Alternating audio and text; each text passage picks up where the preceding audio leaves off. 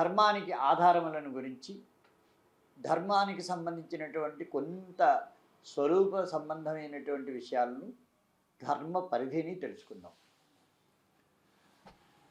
అంతరాయ తిబిరూపశాంతయే శాంతపావనమచింత్య వైభవం తన్నరం వపుషి కుంజరం ముఖే మన్మహే కిమపి తుందిలం మహా ఆశాసురాసీ భవదంగవల్లీ భాసైవ దాసీకృతదుగ్ధ సింధుం మందస్మితైర్నిందిత శారదేందుం వందే రవిందాసన సుందరిత్వాం వివస్వంతం మనున్నౌమి గౌతమంచ పరాశరం యాజ్ఞవల్కం తథైవాద్య ధర్మజ్ఞానార్థసిద్ధయే. అతి విస్తృతమైనటువంటి ధర్మస్వరూపాన్ని సమస్త లోకాలకి బోధపరిచేందుకోసం అని చెప్పేసరని మనకు సాహిత్యం ఆవిర్భవించింది. భారతీయ సాహిత్యం అంతా కూడా ధర్మ ప్రబోధకమై ఉన్నది. ఇందులో మనం అతి విస్తారంగా వేదములను గురించి తెలుసుకున్నాం.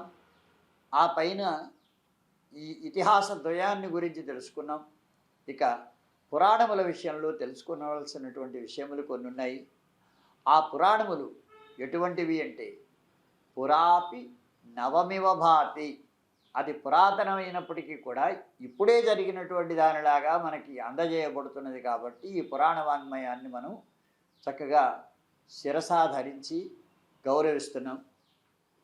ఎన్నో మహాయుగాలకు సంబంధించినటువంటి చరిత్ర ఇందులో ఉన్నది.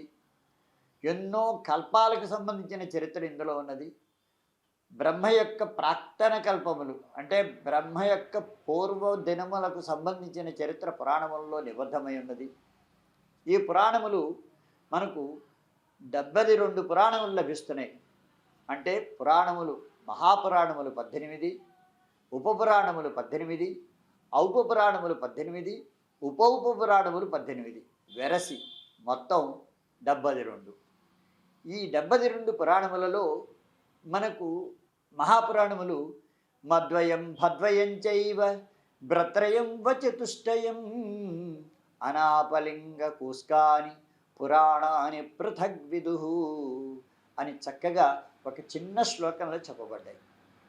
ఇక్కడ గమనిస్తే సారస్యం ఎటువంటిదంటే మనకి గుర్తుపెట్టుకోవడానికి జ్ఞాపికలుగా ఉపయోగపడేటువంటి కొన్ని శ్లోకములు రచింపబడ్డాయి పూర్వకాలంలో. అంటే విషయాన్ని బోధించేటువంటి శ్లోకములు కొన్ని, ఆ శ్లోకముల ద్వారా ఆ గ్రంథముల ద్వారా బోధింపబడినటువంటి విషయములను మనం స్మరించుకోవడం కోసమని చిన్న చక్కటి సూచికలుగా ఉపయోగపడేటువంటి జ్ఞాపికలైనటువంటి శ్లోకములు కొన్ని. ఆ శ్లోకములలో ఒక శ్లోకమే ఈ మద్వయం భద్వయం చేయవ భ్రత్రయం వచతుష్టయం అనాపలింగ కూస్కాని పురాణాన్ని పృథగ్విదుః అనేటువంటి శ్లోకం. ఈ శ్లోకంలో ఏం చెప్పారు అంటే 18 పురాణముల యొక్క పేర్లని సంక్షిప్తంగా చెప్పారు. మద్వయం మకారముతో ప్రారంభమయ్యేటువంటి శ్లోకములు 2. అవి ఏమిటంటే మత్స్యపురాణము, మార్కండేయ పురాణము. భద్వయం భా అనేటువంటి అక్షరంతో ప్రారంభమయ్యేటువంటి పురాణములు 2. అవి భాగవతం, భవిష్య పురాణం అని. ఇక్కడ భాగవత విషయంలో కొంతమంది కృష్ణ భాగవతాన్ని తీసుకుంటారు, కొంతమంది దేవీ భాగవతాన్ని తీసుకుంటారు. కృష్ణ భాగవతానికి ప్రాచుర్యం ఎక్కువ కనుక అదే మహాపురాణం అని చెబుతూ, దేవీ భాగవతం మహాపురాణ లక్షణంతో దేవీ భాగవతం మహాపురాణ లక్షణములతో కూడినటువంటి ఒక మహత్తరమైన ఉపపురాణం అని చెప్పేటువంటి వారు ఉన్నారు. కనుక దేవి ఉపాసకులకు భా అంటే దేవి భాగవతం, అదేవిధంగా విష్ణు ఉపాసకులకు భా అంటే ఈ కృష్ణ భాగవతం అని లోకంలో ప్రసిద్ధి ఉన్నది. కాబట్టి భద్వయం. ఆ తర్వాత భ్రత్రయం, బ్ర అనేటువంటి అక్షరంతో ప్రారంభమయ్యేటువంటి పురాణములు 3: బ్రహ్మపురాణము, బ్రహ్మాండ పురాణము, బ్రహ్మవైవర్త పురాణము అని.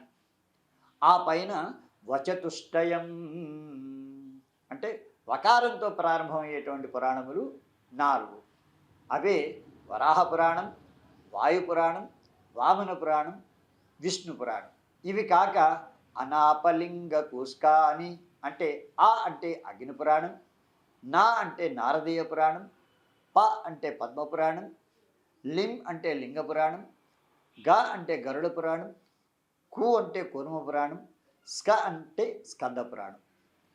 మొత్తం కలిపి 18 మహాపురాణములు. ఈ 18 పురాణములు ఏం చెప్తాయంటే ధర్మబోధన చేస్తాయి. ఏ విధంగా ధర్మబోధన చేస్తాయి అంటే మనకు సర్గశ్చ ప్రతిసర్గశ్చ వంశో మన్వంతరాణి చ వంశానుచరితంచేతి పురాణం పంచలక్షణం అని చెప్పబడినటువంటి విధంగా 5 లక్షణముల ద్వారా ఈ పురాణములు మనకు ధర్మాన్ని అందిస్తాయి. సర్గ అంటే సృష్టిక్రమం. ఈ సృష్టిక్రమంలో చెప్పబడినటువంటివి ఏమిటి అంటే ప్రాకృతిక సృష్టి, వైకృతిక సృష్టి అని 2 రకాలు. ప్రకృతి అంటే కారణం, వికృతి అంటే అందులోంచి ఉద్భవించినటువంటి కార్యం. మట్టి ప్రకృతి అయితే కుండ వికృతి. అదేవిధంగా కొయ్య ప్రకృతి అయినట్లయితే ఆ కొయ్యతో చేయబడిన వస్తువులు ఏవైతే ఉన్నాయో అవన్నీ వికృతులు. సువర్ణం అంటే బంగారం ప్రకృతి అయినట్లయితే ఆభరణాలన్నీ వికృతులు. అదేవిధంగా యవ్వనిచే జనించు జగమవ్వనియందు లీనమవు యవ్వనియందుడిందు పరమేశ్వరుడెవ్వడు మూల కారణం వెవ్వడు అనాది మధ్యలయుడెవ్వడు సర్వము తానే అయిన వాడెవ్వడు వానిన్ ఆత్మభవున్ ఈశ్వరుని శరణంబు వేడెదన్ అని చెప్పబడినటువంటి విధంగా ఈ జగత్తుకు కారణభూతమైనటువంటి సృష్టి స్థితి లయకారకుడైనటువంటి ఆ పరమేశ్వరుడు, ఆ ఈశ్వరతత్వం ఏదైతే ఉన్నదో ఆ ఈశ్వరతత్వం మనకు ఈ జగత్తుకు కారణం కనుక అది ప్రకృతి. కనబడేటువంటి పంచ జ్ఞానేంద్రియ గ్రాహ్యము, పంచ కర్మేంద్రియ వ్యవహార భూయిష్టము అయినటువంటి ఈ దృశ్యమాన జగత్ ఏదైతే ఉన్నదో అదంతా కూడా వికృతి అనేటువంటిది. కనుక ఈ జగత్ కారణముల యొక్క సృష్టి ప్రాకృతిక సృష్టి అని చెప్పబడుతున్నది. అలాగే జగత్ వైకృతిక సృష్టి అంటే కార్యరూపమైనటువంటి జగత్తు యొక్క సృష్టి ఏదైతే ఉన్నదో ఆ సృష్టి వివరములు ఇచ్చేటువంటిది వైకృతిక సృష్టి. ఈ 2 కలిపి సృష్టి అన్నారు. ఈ సృష్టి విధానం ఏదైతే ఉన్నదో అది సృష్టి ధర్మం కనుక ఆ ధర్మాన్ని బోధించేటువంటిది పురాణం. ఇక రెండవది ఏమిటంటే ధర్మం అంటే సృష్టిలో ఉండే జీవులకు సంబంధించినటువంటి స్వభావములు. అదంతా కూడా ధర్మశబ్దం చేతనే వ్యవహరింపబడేటువంటి. ఇక మూడవది ఏమిటి అని కనుక మనం చూసినట్లయితే మనకు ఈ ధర్మము ద్వారా ఉపదేశింపబడేటువంటి విధులు, ఆ విధులన్నీ ధర్మంగానే చెప్పబడుతున్నాయి. ఇలాగా మనం పలు రకాలుగా ధర్మ వ్యవస్థ పురాణముల్లో కనబడుతుంది సృష్టి శబ్దం చేత. సర్గశ్చ ప్రతిసర్గశ్చ ఉపసృష్టి. జీవులను సృష్టి చేసినటువంటిది పరమాత్ముడు, ఆ సృష్టిని విస్తరింపజేసేటువంటివి జీవులు. ప్రతినిత్యం కూడా మనం అంటూ ఉంటాం, శంకర భగవత్పాదుల వారు ఉపదేశించినటువంటి మార్గంలో పునరపి జననం పునరపి మరణం పునరపి జననీ జఠరే శయనం అని చెప్పినటువంటి విధంగా ఈ సంసార చక్రంలో జీవరాశులన్నీ ప్రతినిత్యం కోటానుకోట్లుగా అనంత కోట్ల సముదాయంగా ఈ సమస్త బ్రహ్మాండంలో పుడుతూనే ఉంటాయి. అదేవిధంగా ఒకటి పుట్టేటువంటి సమయంలో మరొక జీవి ఎక్కడో అక్కడ గిట్టుతూ ఉంటుంది. అంటే గిట్టడం అంటే మనం మరణించడం, నాశనం అనుకుంటాం. కానీ మనకు భారతీయ వాంగ్మయంలో, భారతీయ ఉపదేశధారలో ఎక్కడా కూడా నాశనం అనేటువంటిది లేదు. ఏ కారణం నుంచి వస్తున్నదో ఆ కారణంలో లయం అవ్వడమే వాళ్ళు చెప్పారు. కాబట్టి సృష్టి స్థితి లయలన్నారు కానీ సృష్టి స్థితి నాశనములని చెప్పలేదు. కనుక మనకు ఈ విధమైనటువంటి ప్రయత్నంలో ఈ ప్రతిసర్గలో జరిగేటువంటి పని ఏమిటంటే మనకు చక్కగా జననం లయం, జననం లయం, మరణం అనేటువంటిది చక్కగా లీనం కావడం అన్నమాట. తాను పుట్టినటువంటి, తాను ఉద్భవించినటువంటి కారణం ఏదైతే ఉన్నదో ఆ కారణంలో లీనం అవ్వడమే లయం అంటేను. కనుక ఇక్కడ మనం ఒక చిన్న దృష్టాంతాన్ని చెప్పుకోవచ్చు. ఏమిటి ఆ దృష్టాంతం అంటే, సూర్యోదయం అయిన తర్వాత సూర్యోదయ సమయం నుంచి చక్కగా సూర్యుని యొక్క కిరణాలు లోకంలో ప్రసరిస్తూ ఉంటాయి. ఈ ప్రసరిస్తూ ఉన్నటువంటి సమయంలో ఆకాశ మధ్యంలోకి సూర్యుడు వచ్చేసరికి మనం మధ్యాహ్నము అంటాం. అహ్నము అంటే పగలు. పగటి యొక్క మధ్యకాలం ఏదైతే ఉన్నదో దాన్ని మధ్య అహ్నము అంటాం. ఈ మధ్యాహ్న సమయంలో మనం సూర్యుడు నడినెత్తిన ఉన్నప్పుడు కిందన ఒక 100 అద్దాలని పెట్టాం, దర్పణాలని. 100 అద్దాలని పెట్టినప్పుడు ఈ 100 అద్దాలలో కూడా సూర్యుని యొక్క ప్రతిబింబాలు చక్కగా కనబడుతున్నాయి.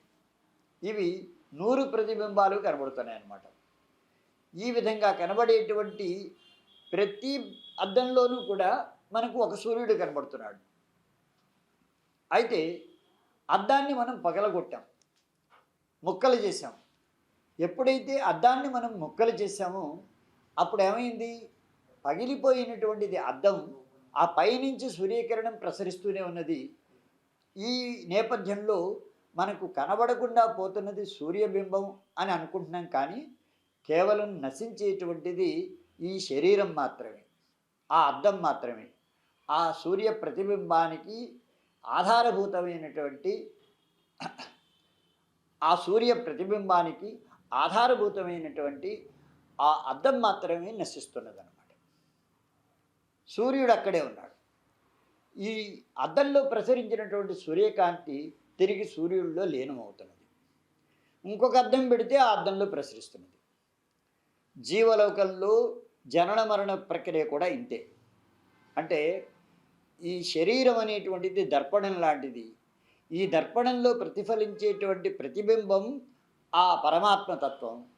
ఈ దర్పణంలో ఉన్నందువల్ల ఏ విధంగా అయితే సూర్యుని యొక్క బింబం యొక్క రూపం మనకి అద్దంలో కనబడినప్పుడు ప్రతిబింబం అని చెప్పబడుతున్నదో, అదేవిధంగా ఆ పరమాత్మ మనకు ఈ దేహంలో ప్రవేశించినప్పుడు జీవాత్మగా కనబడుతున్నాడు. ఎప్పుడైతే దేహం పోయిందో ఆ జీవాత్మ పరమాత్మలో లయమవుతూ ఉన్నదన్నమాట. కనుక ఈ విషయాన్ని మనం గమనించాలి. కనుక ఇటువంటి వ్యవస్థలో మనకు ఈ లయమే ఉన్నది, కానీ నాశనం, క్షయం లేదు. ఇది తెలుసుకోవాల్సిన విషయం. క్షయం ఏదైతేనో ఉంటే అది ఈ శరీరానికి.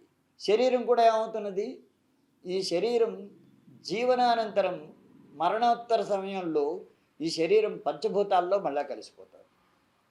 పాంచభౌతికం ఈ శరీరం కాబట్టి. ఇది కూడా మనకు శరీర ధర్మం, జీవధర్మం, వీటిని గురించి చెప్పేటువంటిది ప్రతిసర్గ.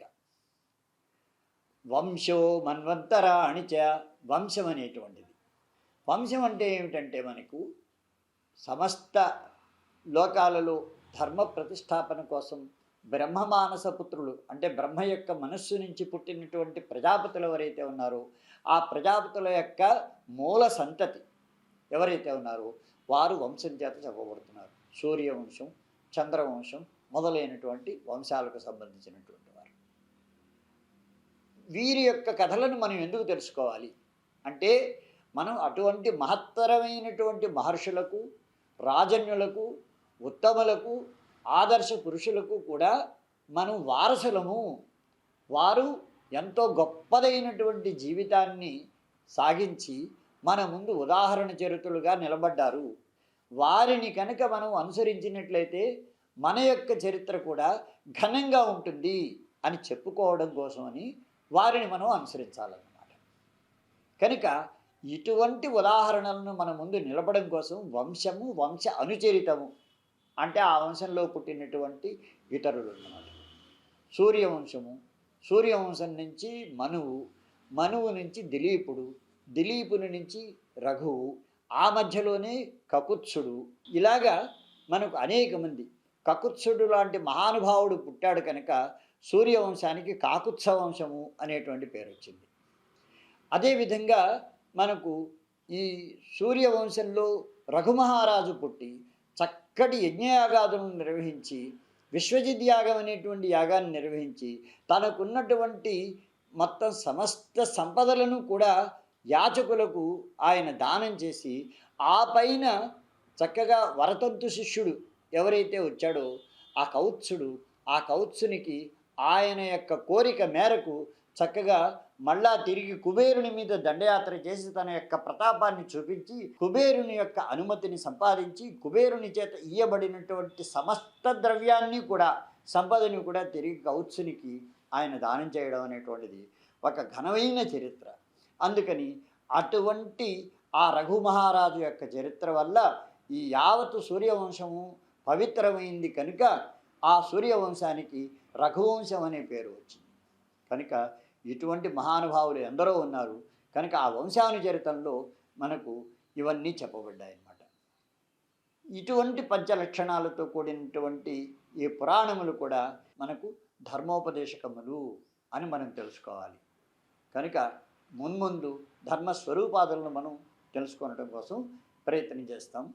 స్వస్తి ప్రజాభ్యః పరిపాలయంతాం న్యాయ్యేన మార్గేణ మహిం మహీషాః గోబ్రాహ్మణేభ్యः శుభమస్తు నిత్యం లోకాః సమస్తాః సుఖినో భవంతు.